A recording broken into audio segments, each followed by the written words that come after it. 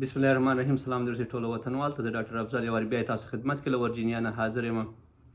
د نن موضوع د ډیهایډریشن یا د بدن اوبه کموالی. د هغې ټول نه غټه وجه دا ده چې موږ اوبه کمې څښو. تنه هغه وخت کې اوبه څښو کله چې موږ تندر موږ باندې راغلي نو بیا اوبه څښو. په نورو کلچر کې چې زه ګورم هغوی اکثره په لاس کې ګیلاس یا خپل د اوبو بوتل همیشه په لاس کې یو دوی اوبه څښي.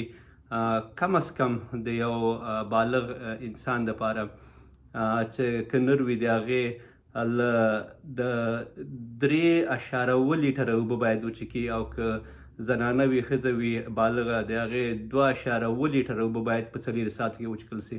نو د نر لپاره 3 نه تر 4 لیټره پورې په 4 ساعتو کې، د ښځو لپاره 2 نه تر 3 لیټره پورې په 4 ساعتو کې د اوبو څښلو ریکمنډیشن داسې باید دوی وڅښي. تنها 3 هغه کسان باید دومره اوبه ونه څښي څنګه چې نور نارمل کسان دي.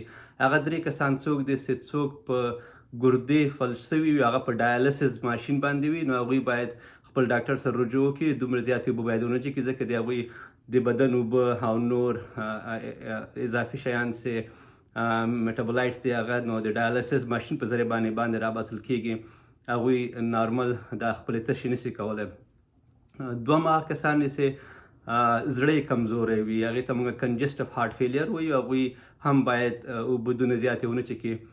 او دریم هغه کسان دي چې چا جګر کار پرېښی وي، سیروسز ورته وي، او دا خېټې پړسېږي، اوبه پکې یا هغوی هر 2 هفتې بعد یا میاشت کې وارې د ستنې په ذریعه باندې دا د خپلې خېټې نه اوبه راباسي، نو هغه کسان هم باید دومره زیاتې اوبه ونه څښي.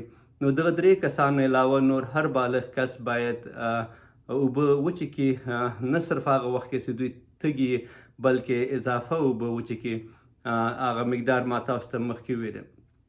نو ډیهایډریشن ولې یا د اوبه کموالی ولې ځان پې پوهول مهمه ده؟ ځکه چې اکثره وخت چې زه ګورم په دې ما ویډیوګانو کې لاندې کامنټس کې خلک وایي چې دې باره کې ماته ووایه، دې باره کې ماته ووایه.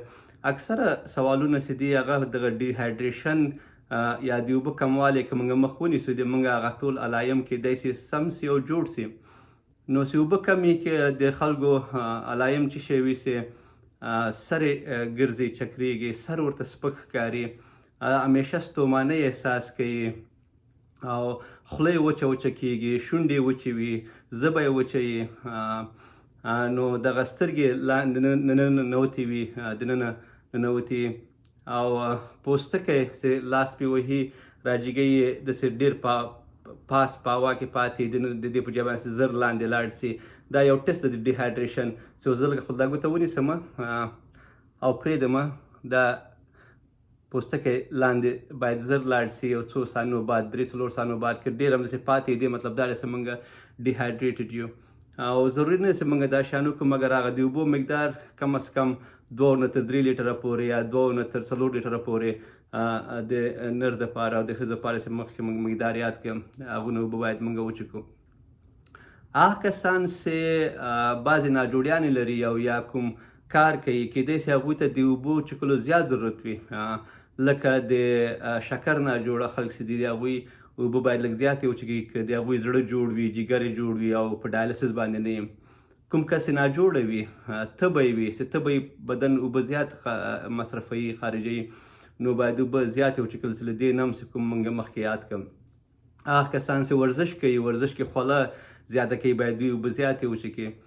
بعضې خوراکونه او دواګانې موږ دا تشې زیاتوي، نو هغه کسان هم باید زیاتې اوبه وڅښي، لکه کافي خلک څښي، کوک او فانټا، دا ډایورټکس دي، زیات د بدن اوبه ځان سره باسي، نو باید موږ اوبه زیاتې وڅښو. له ریکمنډیشن چې کوم ما یاد کړم مخکې هغې نه هم لږ زیاتې 1 لیټر نور هم باید پسې وڅښل سي.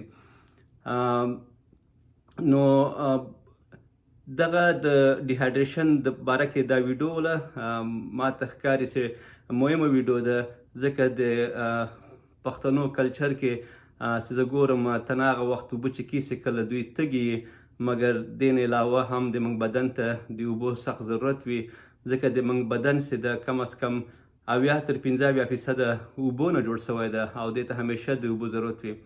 دین علاوه دغه د پوستکي صحت دپاره چې همداسې روښانه وي، صحتمند وي، د اوبو سخت ضرورت وي ورته.